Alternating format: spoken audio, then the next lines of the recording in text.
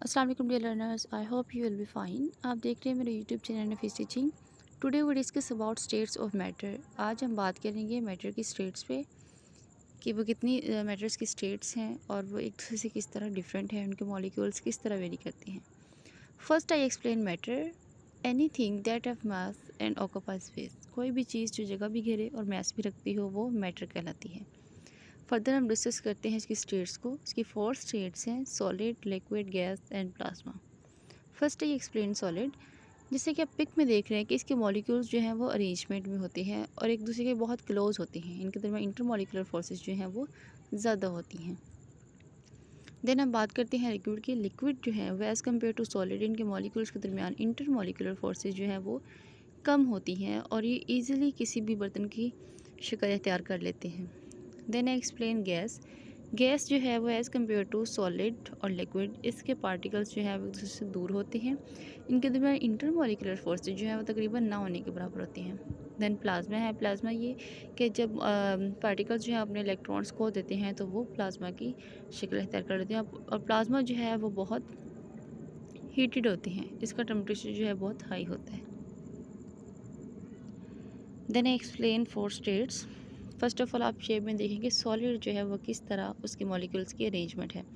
ये एक through out regular arrangement में पाए जाते हैं, एक दूसरे के बहुत करीब होते हैं।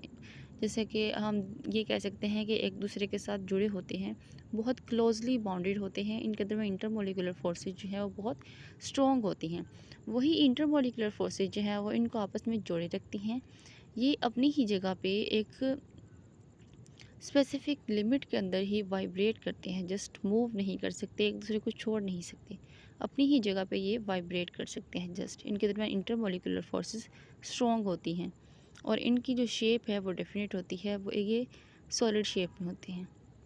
देन अब बात करते हैं लिक्विड की। आप पिक में देखेंगे जैसे कि सॉलिड के पार्टिकल्स जो हैं वो एक रेगुलर अरेंजमेंट में है, जबकि लिक्विड के ऐसे नहीं हैं। अगरचे ये बहुत करीब हैं एज़ कम्पेयर टू गैस, लेकिन सॉलिड की निस्बत ये इनके पार्टिकल्स जो हैं वो इतने करीब नहीं हैं। इनके दरमियान इंटरमोलिकुलर फोर्सेस उतनी स्ट्रॉन्ग नहीं है जितनी कि सॉलिड में हैं।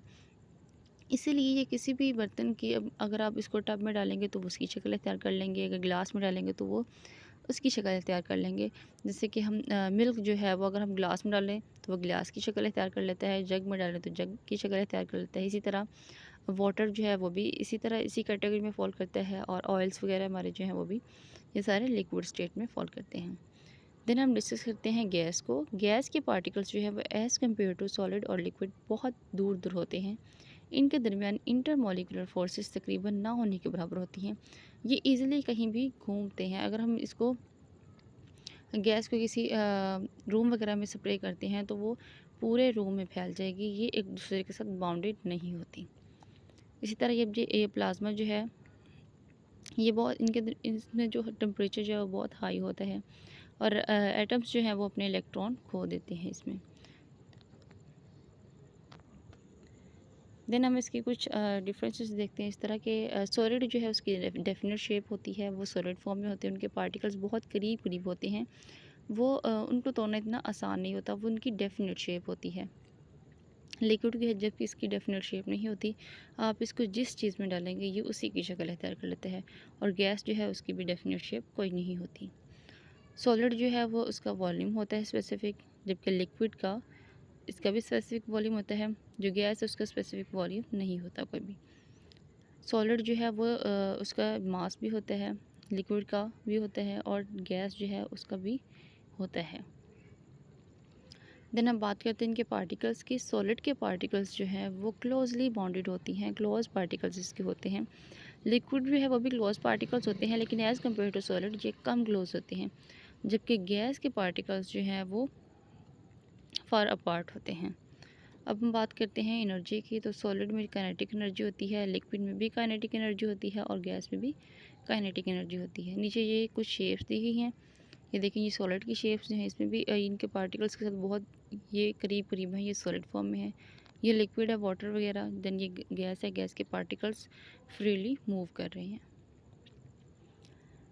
हम इसके कुछ एग्जांपल्स देखते हैं। सॉलिड में देखें कि पार्टिकल्स जो हैं वो पैक्ड हैं वेरी टाइटली टुगेदर, एक दूसरे के साथ बहुत ही टाइटली, बहुत फर्मली पैक्ड हैं, एक दूसरे के बहुत करीब हैं due to high intermolecular forces.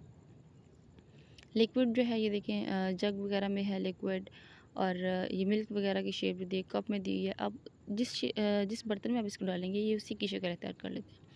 इसके पार्टिकल्स जो हैं वो टाइटली बाउंडेड तो होते हैं, लेकिन एज़ कम्पेयर टू सॉलिड कम होते हैं। गैस में हम देखेंगे तो इसके पार्टिकल्स जो हैं वेरी स्लोली बाउंडेड होते हैं।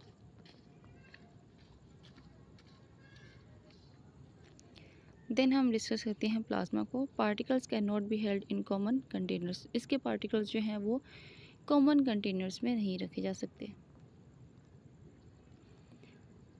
लास्ट पे ये है सॉलिड की कुछ शेप्स जो हैं। देखिए ये कार जो है इसके पार्टिकल्स जो बहुत क्लोजली बाउंडेड हैं, ये सॉलिड फॉर्म में है।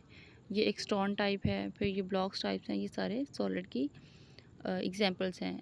सॉलिड्स जो हैं वो बहुत क्लोजली बाउंडेड होते हैं, उसके पार्टिकल्स होते हैं, उसकी डेफिनेट शेप होती है, और ये अपनी ही जगह पे वाइब्रेट करते हैं, मूव नहीं कर सकते। जबकि लिक्विड जो है वो मूव कर सकते हैं, यानी उसको जिस बर्तन में भी डालेंगे वो उसी की शक्ल अख्तियार कर लेते हैं। और जो गैस के पार्टिकल्स हैं वो फ्रीली मूव करते हैं, उनके दरमियान इंटरमॉलिक्यूलर फोर्सेस तकरीबन ना होने के बराबर होती हैं। तो ये थी आज की हमारी वीडियो स्टेट ऑफ मैटर्स पे, कि किस तरह सॉलिड, लिक्विड, गैस और प्लाज्मा के पार्टिकल्स जो हैं वो किस तरह वेरी करते हैं, किस तरह वो एक दूसरे से डिफरेंट हैं।